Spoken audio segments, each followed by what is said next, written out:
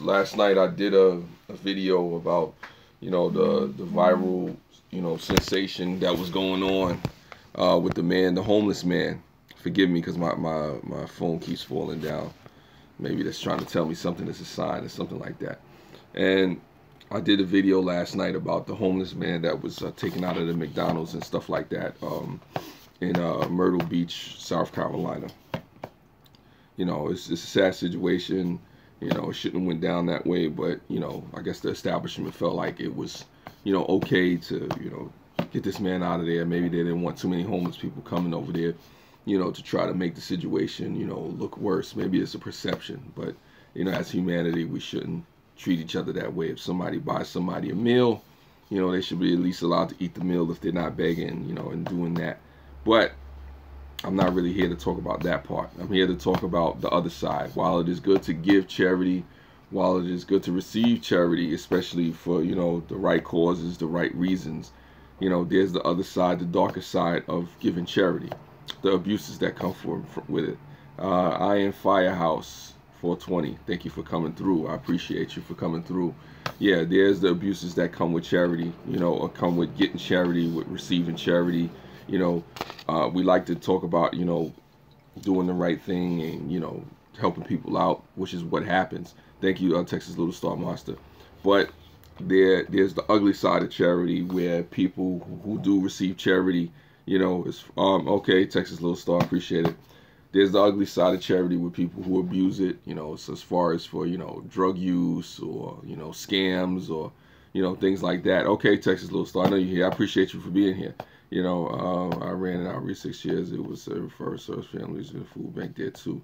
Yeah, no, it's like I said, getting charity, receiving charity for all the right reasons.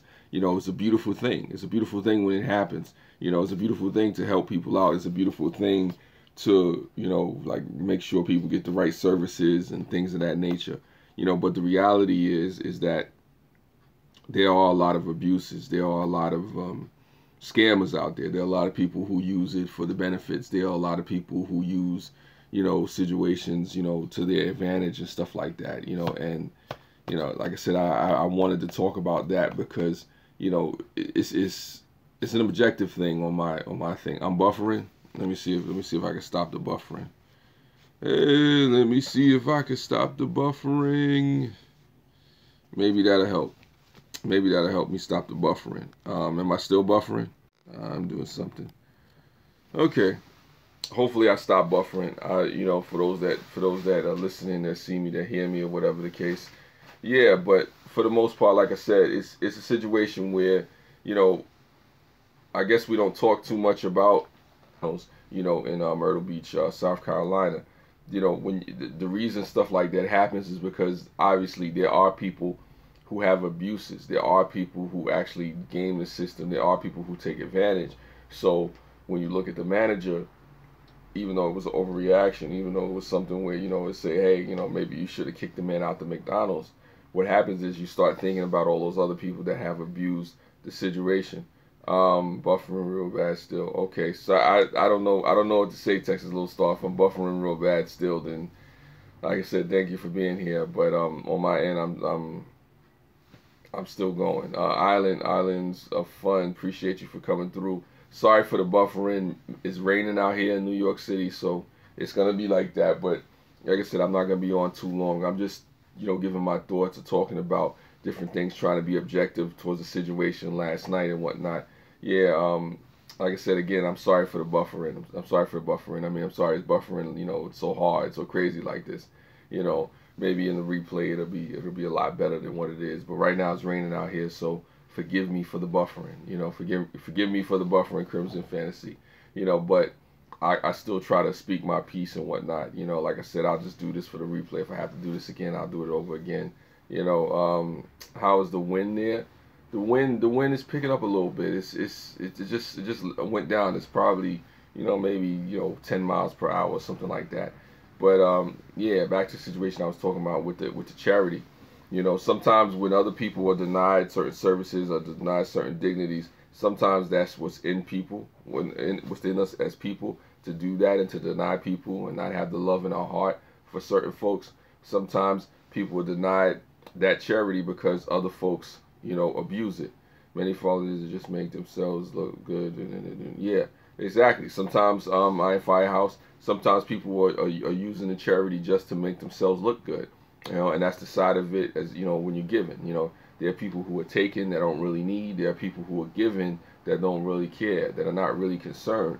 You know, that are just doing it for a photo op, doing it because they have a 501c corporation, you know, which is a charity, and they're trying to make themselves look good.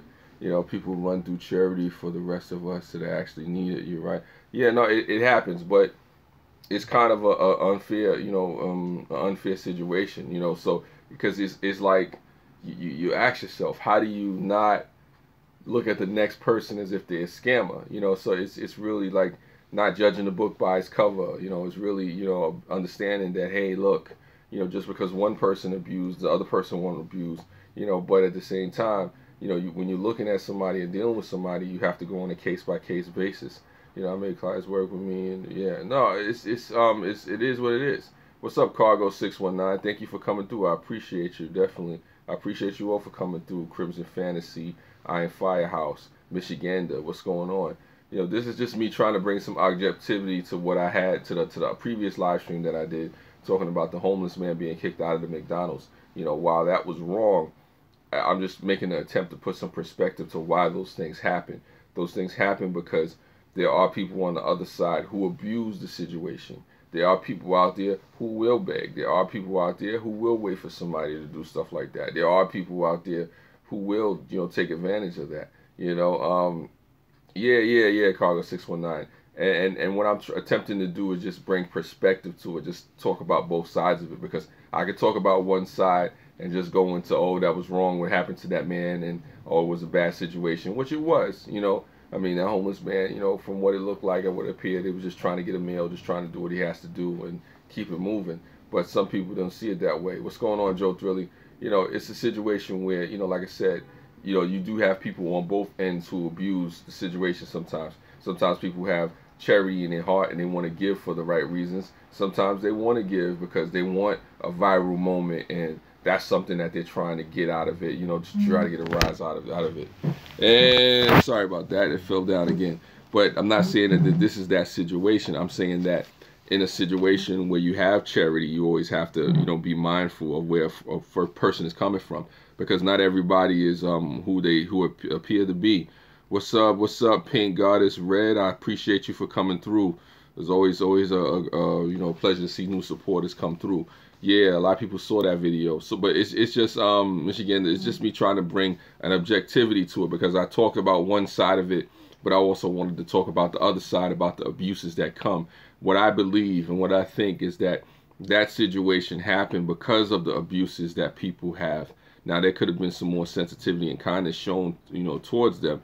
Thank you, Goddess Red. Thank you. I appreciate that. Yeah, it's true. You don't need to donate on camera and like that. Yeah, I mean, it's dicey. It's dicey. You really don't need to donate on camera, but you know, I get what that moment, how it became viral and how that situation got there, because I don't even know if the guy himself was actually filming it or somebody else was filming that video. I don't know.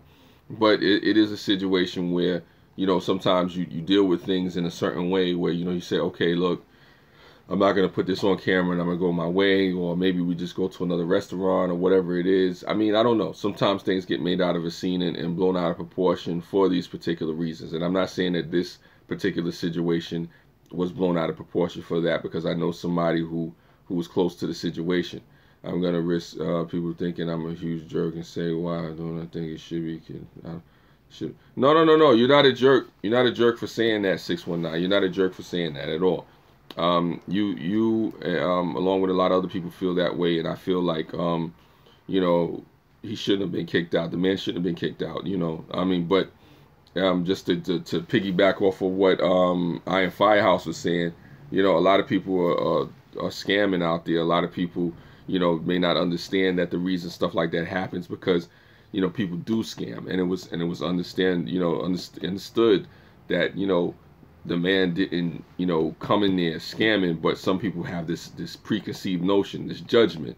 What the worst thing about it was the fact that the man was being judged, you know, in that particular situation. I also think the man who purchased the food I also think the man who purchased the food may have gotten a different reaction if the message was delivered with less hostility. Yeah, I agree. I agree, and that's what the I agree with you, Cargo. He could have had less hostility in the situation. You know what I'm saying? But I guess he is who he is, and that's what it is. But like I said, the reason the situation, I believe, got out of hand like it did and went left the way it did was because you have people out there who scam. You have people out there who set situations up like this for these particular type of responses. And I'm not saying that there was this person. That's the thing. I love to help out also. So, my thing is that when you look at situations like that from an outside perspective, and I'm not saying this about the particular situation because I know people close to the situation. When you look at it from the outside looking in, how do you not look at it and say that, there are people who are scamming? How do you look at it and not say that maybe this is the response that they were looking for? That's not for everybody, but that's for some people. So it becomes a situation where you have to say, okay, where is this coming from? Sometimes you know, sometimes you never know. And I have to go back to Joe Drilly's comments and see what he said. So I gotta see what he said. I didn't want to miss that comment out of the people talking about it.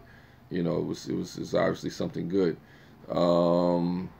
What you say, Joe Drilly? What did you say? What did you say? I'm going.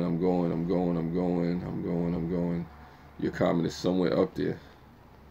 I don't know where your comment is. Hopefully you didn't delete your comment. But yeah, there's people who scam. There's people who scam. There's people who do things, that make it bad for other folks. Browse first. Thanks for coming through. Like I said, that situation yesterday, I think it came about because you have people who scam. You have people who take advantage of the system on both ends. Those people that give, just to make themselves look good, and you have people, who take when they really don't need. I don't think that particular situation was, but it's like this. Put yourself in those shoes. Let's say if somebody scammed you, let's say if you had people around that were constantly taking advantage of you, what would you think when the next person came around that fit the description? Would you, not assume that or go case by case, or would you assume that that person is scamming just like the last person? How do you know? I will say though, I'd rather help risk being scammed than not being someone who actually. Yes, I agree with you on that, Cargo. I do agree with you on that one. But what I do is I put it in the perspective. Wait, what's up, K-Dog? Thank you for coming. And that's cool. Goddess Red. What I do is put it in the perspective of this 619. I put it in this perspective. I agree with everything that you're saying, but then there's also another element to it added of the manager from the McDonald's. The manager from the McDonald's does have a job to do. Does have other bosses over them. Does have people at the restaurant. So what do you do in a situation where, yeah, there's a charitable event or a charitable situation happening, and it's all real and it's all good, but you have outside forces actually telling you, hey, look, this is not what you're gonna do. What's going on, Mama Cat? I see you, Mama Cat. Awesome to have you here. We have a problem with women pretending to be mental illness unprotected. Well, I mean, unfortunately, that's a problem. That's unfortunate. Iron Firehouse, but that's what happens. I think a lot of people that scam make it bad for the people that really actually need the help. That really actually need folks. To look out for them. And there's people that really do care. Now, it's all good. Hopefully your husband is recovering well from his surgeries. No need to be sorry, Mama Cat. It's always a pleasure to have you around when you can. Hopefully you and your family is safe. So, no need to apologize, Mama Cat. We're just glad to have you here. I think that if it gives someone something and they don't want to intend it, that's what it is. That's to judge someone's help. Yeah, no, definitely, Cargo. But what happens is, unfortunately, that there are people that play judge, jury, and executioner in any particular situation. And that manager shouldn't have been the one to be judge, jury, and executioner in that particular situation. There should have been some more understanding. There should have been. What I would have done as a manager, I would have walked over to the side and said, okay, you can eat your stuff, sir. But there are customers that are complaining, so would you just, not make a scene about it or whatever the case may be, and then you go from there. But obviously, I think the manager didn't know how to, talk to the man, talk to the homeless man, or talk to the other man that are to the irate customer. So I think maybe there's a retraining that's needed, a sensitivity, or how to speak to your customers, a customer service training that needs to, you know, be dealt with as it pertains to that particular situation. Kind of reminds me of people who hold the cardboard signs and say they really need help when they're scamming. Yeah, that happens. But, you know, like I said, it's important to deal with people on a case-by-case basis. Thank you, Cargo. I appreciate it. I agree with you as well on some of the points, a lot of the points that you were making. Yeah, someone who has mental illness has a very difficult time getting through the process. I work in restaurants. If someone was brought in the facility, the person the right to eat there. Yeah, exactly.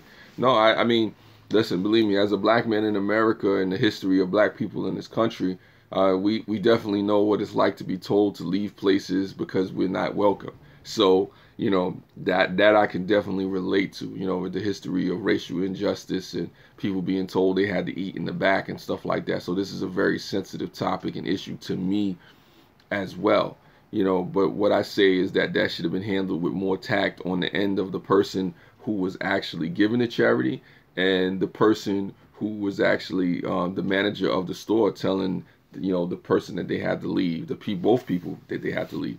Tim S420, thank you for coming through. Most people with signs I've seen definitely need it, and where I come from in Canada.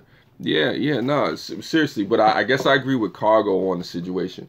You'd rather get scammed, you know, and give the charity from your heart than not to give it all, you know, and that's what happens, you know. It is what it is. Worth sitting. Yeah, there you go. There was a guy who had a mental disability who had come around and washed our windows, and we gave him food because he wouldn't take money. He was so sweet. And it's people like that. It's people like that, Mama Cat. It's definitely people like that. It's just a sad shame that what happens is when you're trying to give charity, when you're trying to receive charity, you know, it's looked at a certain way because there are people who are actually scamming. Sometimes there are more people scamming than actually, you know, out there that are trying to get real charity and to give real charity and receive real charity. There are really a lot of good people out there who are just trying to do good work, you know, be it for religious reasons, be it for socio-economical reasons, or whatever the case may be, you know.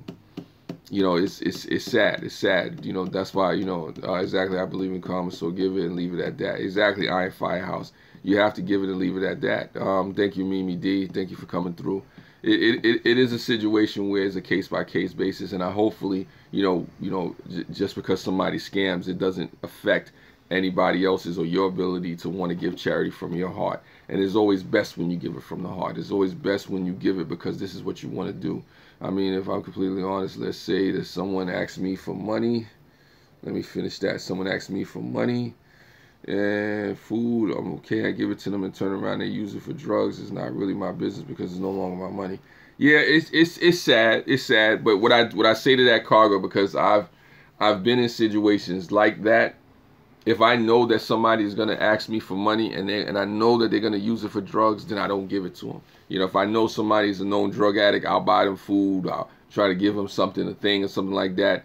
But, you know, I won't what do you call it? I won't just give it to give them charity so they could abuse it. You know, so there's that thing. You know, what happened, Mimi D, I'm talking about, you know, the abuses of charity. I'm talking about, you know, why people get looked at a certain type of way when it comes to real charity, and the situation that happened yesterday with the McDonald's in Myrtle Beach, South Carolina. You know, you could tell them something, but you offer them food instead and say no. Exactly, because listen, I'm not going to support anybody's drug habit. I don't care how bad you look or how destitute you are. If I know that you're a known drug addict, if I know that you somebody who's going to go buy a beer, if you're telling me, can I get money for a beer? You know, I'm not gonna do that to you. I'm not gonna allow you to destroy yourself. I'm not gonna allow you to scam on me, you know, blatantly. And that's where I really have to cross the line. Now it's different if you ask me for the money and you tell me that it's for food and you go and buy drugs or you go and buy liquor. That's a different story. That's none of my business. You know, if you do that behind my back. However, if I find out that you gave, the money I gave you, you went and bought drugs and you went and bought alcohol with, then it creates a situation next time where I'll just give you some food. but I have gave a guy money and gave her the Benz on the plane. Well, I mean, it happened. It happened. You know, God is ready. It happens like that. There are homeless people around the city. One guy sits in front of the liquor store. Yeah, Mama Cat. I wouldn't give him any money. I'll give him food. You know, I would give him food, Mama Cat. I wouldn't give him any money. Glad I finally caught you live. It's, thank you for coming through. Thank you for coming through, Moss Funeral. It's all good. I mean, I'm live a lot. You know, saying here, I don't a lot begging. Man. Well, listen, there's nothing wrong with somebody asking for money. You know, it's nothing wrong with somebody asking for charity. There's nothing wrong with somebody asking for $1. You know, but it's like somebody told me, you know, when you have somebody begging or somebody asking for money, and this is a continuous situation and it's going on for years. If I'm seeing the same person for years and I'm trying to direct you to homeless shelters and different resources, and I know that there's different resources, at some point I know that this had to be a choice, you know, that you choose to be there. Sometimes I just have to say a prayer for you and keep it moving. I still give you food, still give you what you need, especially if you're asking for that. But it does come to a point where, you know, where does it become abuse? Where does it become a scam and whatnot? And some of those things are really none of my business. You know, as like Cargo was saying, some of those things are not really none of my business. And, you know, but the thing is to, you know, not judge everybody just because, you know, of how they look, just because of how they spell. You know, what's going on, Road King? Thank you. I appreciate that. You know, so it's a touchy subject. It's not always an easy thing to try to figure out, you know, how you're going to give or when to give or why not to give or whatever the case may be. But, you know, what makes it bad for other people is the folks that scam, is the people that actually abuse charity. You know, and that's why that situation yesterday in South Carolina, you know, was really resonant, because it's not so much that the homeless man was wrong for wanting the McDonald's. It's not so much that he was wrong for being there. It was assumed that he was abusing and begging for money and stuff like that. And what the manager should have done is taken the time out to hear things out. But you don't really know if the manager has the skills, the patience, the heart for stuff like that. Because if you put yourself in the manager's shoes, you know, and people like to say stuff about the manager and the manager should be fired, which you say that it may be an overreaction at times. You have to remember that the manager has a job too. And if you put yourself in that person's shoes, they don't have that ability. They may not have that heart. They may not have that in them to know how to talk to this homeless man, to know how to talk to this irate customer. So now they get into a position where they're just trying to protect their job, because they don't want their bosses, you know, everybody has a boss or something that they answer to. They don't want that person to come down on them, because they say, well, why do you have these homeless people here? And then you have those customers which won't step up, because everybody's mad at the manager. You know, but nobody's stepping up and talking about those customers or who complains, because there's people that obviously complain. I doubt that the manager just came and said, hey, you got to leave, you know, because I don't want you here, you know. So I'm saying they kicked him out at 7 a.m. We just said a homeless man freeze to death outside of a broken heart. Exactly. Well, that's crazy. That's crazy. You got a homeless man out there freezing, right? Shelters could have, yeah, shelters. The shelter system, that's a whole other issue. I used to work in the shelter system, but this homeless said, yeah, the homeless shelter systems, they do suck. I'm not gonna sit here and lie. You know, it's a crapshoot depending on what state you in and whatnot. You know, it really is. And I say, be wary of the situations that these folks go through out there. You know what I'm saying? Like the homeless people and whatnot. You never know what they're struggling with. Yeah, shelters around the world, around the country, you know, they have a lot left to be desired, because a lot of people really feel like they shouldn't have to help and take care of the homeless. And, you know, why should I spend my hard-earned money and my taxpayer dollars, you know, for drug addicts and winos and degenerates and all that other stuff? And I'm here to say that not everybody in the homeless shelter is a degenerate. Not everybody is a drug addict. Not everybody is a wino. There are a lot of people, you know, that look like me and you who are in homeless shelters. There are people who worked for the city. I remember, I'll tell you this quick story.